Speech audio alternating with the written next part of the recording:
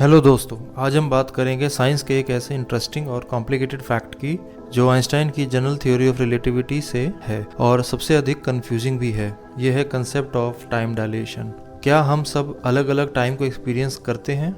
अगर आप किसी की तुलना में तेजी से ट्रैवल कर रहे हैं तो क्या इसके बेसिस पर आप कम या ज़्यादा टाइम को एक्सपीरियंस या फील कर सकते हैं? ऐसे ही कुछ सवालों के जवाब पता लगाएंगे आज के इस टॉपिक में, जिसमें हम डिस्कस करेंगे टाइम डायलेशन कंसेप्ट को। टाइम डायलेशन कंसेप्ट को आइंस्टाइन की जनरल थ्योरी ऑफ रिलेटिविटी द्वारा एक्सप्लेन किया गया था और विभिन्न प्रयोगों द्वारा कई बार प्रूव भी किया गया है। टाइम डायलेशन दो घड़ियों द्वारा मापा गया बीते हुए समय में अंतर है। यह या तो उनके बीच एक रिलेटिव वेलोसिटी या उनके स्थानों के बीच ग्रेविटेशनल पोटेंशियल में अंतर के कारण होता है। ग्रेविटेशनल टाइम डायलेशन तब होता है जब बहुत अधिक मास वाली वस्तुएं एक स्ट्रॉन्ग ग्रेविटेशनल फील्ड प्रोड्यूस करती हैं जो स्पेस और टाइम को मोड़ देती हैं, जिसे स्पेस टाइम वार्प कहा जाता है। गुरुत्वाकर्षण जितना मजबूत होता है उतना ही अधिक स्पेस टाइम घटता है और टाइम स्लोली आगे बढ़ता है। इसलिए अगर कोई व्यक्ति स्ट्रॉन्ग ग्रेविटी में है तो वो अपनी घड़ी को तो सामान्य चलता हुआ देखता है,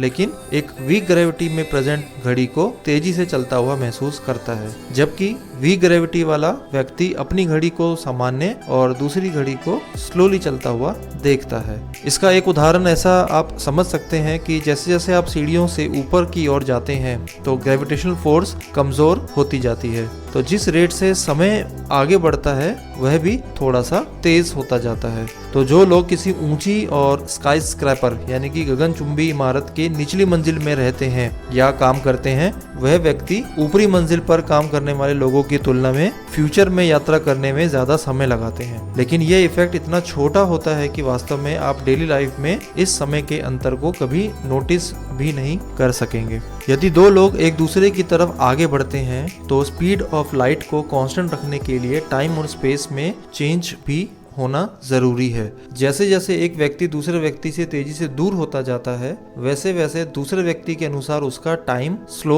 होता दिखाई देता है। वहीं दूसरे व्यक्ति के लिए समय पहले की तुलना में थोड़ा सा स्लो या धीमा प्रतीत होता है। टाइम डायलेशन केवल रिलेटिव मोशन के कारण ही नहीं होता है, यह गुरुत्वाकर्षण के कारण भी हो सकता है। आइंस्टाइन की थ्योरी ऑफ रिलेटिविटी के अनुसार ग्रेविटी स्पेस और टाइम वार्पिंग के लिए जिम्मेदार यानी कि रिस्पॉन्सिबल होती है। इसलिए जब आपके पास पृथ्वी जैसा मास होता है तो यह स्पेस और टाइम को वार्प कर देता है। यदि आप पृथ्वी पर खड़े हैं तो गुरुत्वाकर्षण में अंतर के कारण आपका समय अंतरिक्ष में किसी व्यक्ति की तुलना में थोड़ा अधिक धीरे धीरे आगे बढ़ता हुआ प्रतीत होता है। तो जैसे जैसे आप अंतरिक्ष में किसी ब्लैक होल के करीब जाते जाएंगे, वैसे वैसे आपका समय और धीमा यानी कि स्लो होता चला जाएगा। आप एक स्ट्रॉन्ग ग्रेविटेशनल फील्ड एरिया में जितना डीपली जाते चले जाएंगे, आपकी घड़ी उतनी ही धीमी चलेगी किसी ऐसे व्यक्ति के कंपैरिजन में जो कि हल्की ग्रेविटेशनल फील्ड एरिया में प्रेजेंट है या स्ट्रॉन्ग ग्रेविटेशनल एरिया में प्रेजेंट नहीं है। इसलिए यदि आप किसी बड़ी वस्तु के करीब हैं तो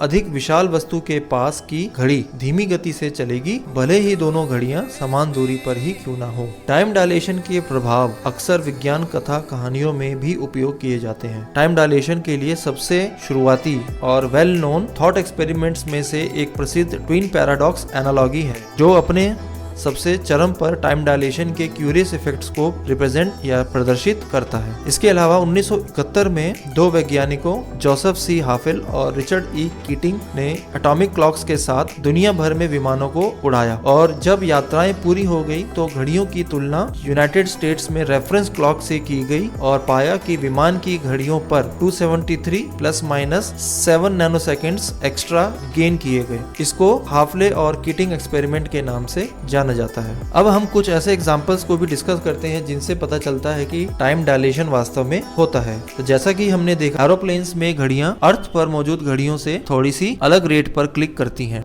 इसके अलावा टाइम डायलेशन की जो सबसे इम्पोर्टेंट एप्लीकेशन इस्तेमाल में आती है वो है जीपीएस सैटेलाइट की पोजीशनिंग। जीपीएस यानी कि ग्लोबल पोजीशनिंग सिस्टम। एक जीपीएस उपग्रह पृथ्वी की सतह से लगभग 12,500 मील की दूरी पर परिक्रमा करता है और पृथ्वी पर हमारी घड़ियां जीपीएस की घड़ी की तुलना में अधिक धीमी गति से आगे बढ़ती दिखाई देती हैं। तो हमें वास्तव में इन दो घड़ियों की एक दूसरे के साथ तालमेल बिठाने की आवश्यकता होती है और इस प्रभाव कि मैथमेटिकल कैलकुलेशन भी की जा सकती है। तो इसीलिए हम जीपीएस घड़ी को सामान्य से थोड़ा धीमा चलाने के लिए सेट करके घड़ी की गति में इस मामूली अंतर को कम करके अंतरिक्ष में भेजते हैं और ये अंतर केवल कुछ नैनोसेकंड्स का ही होता है।